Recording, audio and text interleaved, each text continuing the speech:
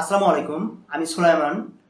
আজকে আমি পিএসপির কিছু বেসিক কিছু বিষয় নিয়ে কথা বলবো এবং পিএসপির সাথে কিভাবে মাইএসকিউএল কানেক্ট করতে হয়। তো আপনার যদি পিএসপির বেসিক আইডিয়া না থাকে, আমি বলবো যে আপনার সর্বপ্রথম আপনি বেসিক যে পিএসপি যেগুলো আছে, যেমন হচ্ছে আপনি ধরেন হ্যালো ওয়ার্ল্ড বা লুপ বা এই জিনিসগুলো আপনি আগে শিখে নেন। আর আরেকটা জিনিস, যে মাইএসকিউএল যে মাইএসকিউএলটা এটা হচ্ছে ডেটাবেস। এই ডেটাবেসের সাথে কিভাবে কানেক্ট করা যায়, এটা অনেকভাবে কানেক্ট করা যায়। অনেকে আসলে সেম পেজের মধ্যে করে। আপনি চাইলে এটা আপনি হচ্ছে অবজেক্ট ওরিয়েন্টেড প্রসেস করতে পারবেন, বা একটা অন্য কোনো একটা পেজে নিয়ে সেটাতে করতে পারবেন। আপনি ডিফারেন্ট ডিফারেন্ট প্রসেসে আপনি কাজ করতে পারেন। আগেও আমি বলেছি, এখন আমি বলছি যে আপনার যেহেতু আপনি ডেভেলপ শিখতেছেন, আপনি কখনোই কোড মুখস্থ রাখবেন না। কোডগুলোকে যা শুধুমাত্র নেট থেকে আপনাকে ইউজ করতে হবে, এবং যেভাবে ইউজ করতে হয় ওই শর্ট যে প্রসেসগুলো আছে এই প্রসেসগুলো আমি দেখিয়ে দেবো। তো যাই হোক, আপনারা হচ্ছে আমি ইনস্ট্রাকশন অনুসারে যেভাবে কানেক্টগুলো দিচ্ছি, আর বেসিক বুঝে গেলে আপনারা নিজেরাই নিজেদের মতো করে আপনি কানেক্ট করতে পারবেন। আপনি দেখবেন যে ব্যাপারগুলো অনেক ইজি মনে হবে।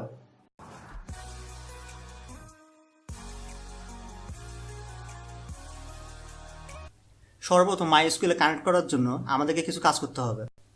আমার যেহেতু আগে থেকে আমার নেটবিনে আমার প্রজেক্ট ক্রিয়েট করা আছে, সেই কারণে আমি শুধুমাত্র একটা ফাইল আমি ক্রিয়েট করে নিচ্ছি।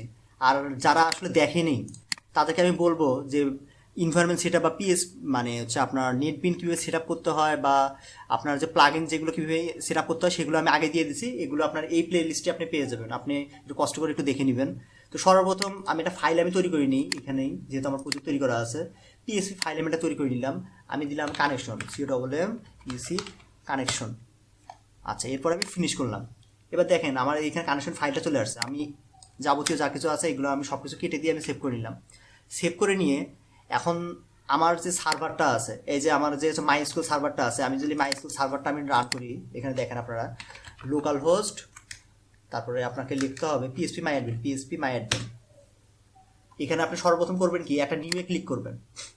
নিউ এ ক্লিক করার পর একটু লোড হতে টাইম নেবে। এবার আপনার ডেটাবেসের যে নামটা আছে, আমি সাপোজ দিলাম DB_টেস্ট। তারপরে এখানে আপনার যে কলিউশনটা যেটা আছে, এখানে আপনি দিয়ে দিবেন ইউটিএফ এর জেনারেল সিআই। যে দেখেন আপনি নিচের দিকে একদম ইউটিএফ ইউটিএফ এর জেনারেল সিআই, অর্থাৎ ইউনিভার্সাল ক্যারেক্টার সেট। এটা আপনি দিয়ে আপনি ক্রিয়েট করবেন। অর্থাৎ আপনি এখন দেখেন আপনার ডেটাবেসটা আপনার ক্রিয়েট হয়ে গেছে। এখন আপনি ক্লিক করবেন, ক্লিক করে আপনি একটি টেবিল আপনি ইনসার্ট করবেন। আচ্ছা, সর্বপ্রথম আপনি টেবিল ইনসার্ট করার জন্য যেখানে দেখেন আপনার এখানে আপনার চলে আসছে যে সাপোজ আপনি টেবিল দিলেন, আপনি দিলেন my_টেবিল টেবিল, এবং এটাতে কটা কটা কলম থাকবে আমি সাপোজ দিয়ে দিলাম, আপাতত 4টাই থাকলো, সমস্যা নেই। তারপরে হচ্ছে গোতে আপনি প্রেস করবেন। গোতে প্রেস করার পরে আপনি এখানে নাম দিবেন, আপনি এখানে বলবে আইডি। সাপোজ আমি দিলাম আইডি, এবং আইডিটা কি টাইপ, অবশ্যই ইন্টিজার টাইপ। এটা আপনি লেন্থ দিয়ে দিলেন সাপোজ 100 আপনি দিয়ে দিলেন। আর এটা অটো ইনক্রিমেন্ট দিয়ে দিচ্ছি, কারণ আমি চাচ্ছি যে এটা হচ্ছে আপনার এই যে auto AI, that means auto increment. আর এটাকে আপনার প্রাইমারি কি আমি করে দিচ্ছি, আপনি চাইলে অটো ইনক্রিমেন্ট নাও দিতে পারেন। তারপরে আমি দিলাম নেম। তারপরে এখানে যাই হোক একটা কোনো একটা কিছু বসিয়ে দিলাম, আইডি, নেম, ইমেল। আর এখানে বসিয়ে দিলাম পাসওয়ার্ড, আমি বসিয়ে দিলাম PWSWRD পাসওয়ার্ড। আচ্ছা, পাসওয়ার্ডটা এটা অবশ্যই আমি আপাতত ভার্কার রাখতেছি যে এটা সবগুলো। আর আইডিটা তো ইন্টিজার, এটা তো জানি। আর নেমটা হচ্ছে ভার্কার। আচ্ছা, তারপরে আমি এই সেভে ক্লিক করব। ইন্টারে ভ্যালিড ডিজিট। আচ্ছা, এখানে আমাকে বলতেছে লেন্থ যেটা সেটা বসানোর জন্য আমি 100 করে দিয়ে দিচ্ছি এগুলো 100। তারপরে এটাও আমি পাসওয়ার্ড আমি দিয়ে দিলাম সাপোজ 50, অর্থাৎ 50টা ক্যারেক্টার পর্যন্ত সে নিতে পারবে। তারপর প্রসেসিং হচ্ছে, আমাদের ডেটাবেসটা আমাদের ক্রিয়েট কমপ্লিট। তার মানে আমাদের ডেটাবেসের নাম কি, টেস্ট। এতটুকু আমরা প্রথম অবস্থায় আমরা মনে রাখবো এই জিনিসটা। এবার আমি সরাসরি আমার নেটবিন থেকে আমি হচ্ছে কোডিং করা শুরু করি। আরেকটা জিনিস, আমার ডিফল্টভাবে এই যে আমার যে এটা আছে, এই আপনাদের বোঝার সুবিধার্থে, এটা আমার ডিফল্টভাবে আমাদের দেওয়া থাকবে যে আমার আমার যে ইউজার নেম সেটা রুট দেওয়া থাকবে, এবং পাসওয়ার্ড যেটা সেটা নাল দেওয়া থাকবে। এটা আমাদের রুট পাসওয়ার্ড আর ইউজার নেম। আর আর আমাদের হোস্ট অবশ্যই দেখেন এখানে আপনাদের লোকাল হোস্ট এখানে দেওয়া আছে। আর ডেটাবেসের নাম DB_টেস্ট। তা আমরা সরাসরি কোডিংয়ে চলে যাই। কোডিংয়ে চলে যাওয়ার পরে আপনি এরকমভাবে লিখতে পারেন সরাসরি। আপনি সাপোজ DB_MySQL_টেস্ট কানেক্ট।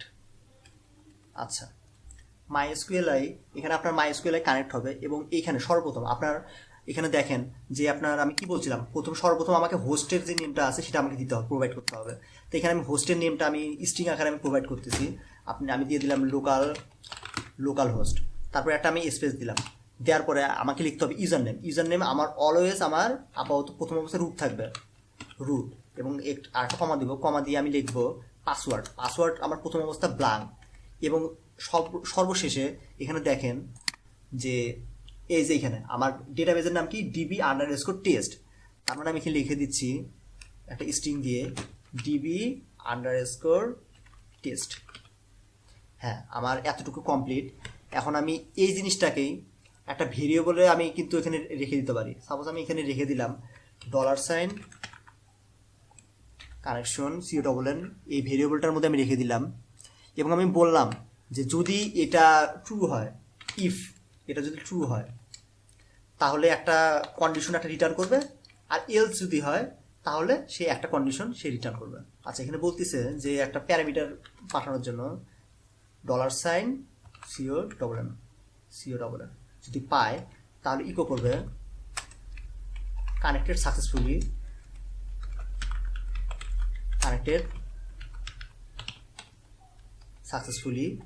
আর আরেকটা যে কন্ডিশন এখানে আমি বসিয়ে দিলাম এলস সে করবে কি ইকো করে দেবে ইকো নট কানেক্টেড। এবার আমি বলতেছি যদি কানেকশনটা এটা ট্রু হয় তার মানে সাকসেসফুলি কানেক্টেড দেখাবে, আর যদি না হয় তাহলে নট কানেক্টেড এই লেখাটা দেখাবে। তো আমি এটা লাস্ট হবে, আমি লিখে দিচ্ছি, কন্ট্রোল চেপে চাপছি এবং এই জিনিসটাকেই আমি একটু ব্রাউজারে গিয়ে আমি দেখি যে আসলে কাজ করছে নাকি। সর্বপ্রথম লোকাল হোস্ট আমার যেহেতু এটা DS17 মধ্যে আছে, আমি DS17 মধ্যে যাচ্ছি এবং কানেকশন। আচ্ছা, এখানে দেখাচ্ছে যে লাইন নাম্বার 3-তে সামহাউ কোনো একটা প্রবলেম দেখাচ্ছে, আনডিফাইন্ড ফাংশন MySQL_i। আচ্ছা, এখানে এখানে হবে MySQL_i এখানে আমার, কারণ MySQL এটা তো দেখেন কানেক্টেড সাকসেসফুলি। আমি যদি দেখেন আমি যদি ভুল করে দিই, এখানে আমি সাপোজ আমি একটা ভুল করে দিলাম, করে দিয়ে আমি সেভ করলাম, দেখেন এই যে আমার আমার কানেকশন আমার ভুল দেখাচ্ছে, বলতেছে DB টেস্ট, অর্থাৎ এখানে খুঁজেই পাচ্ছে না সে।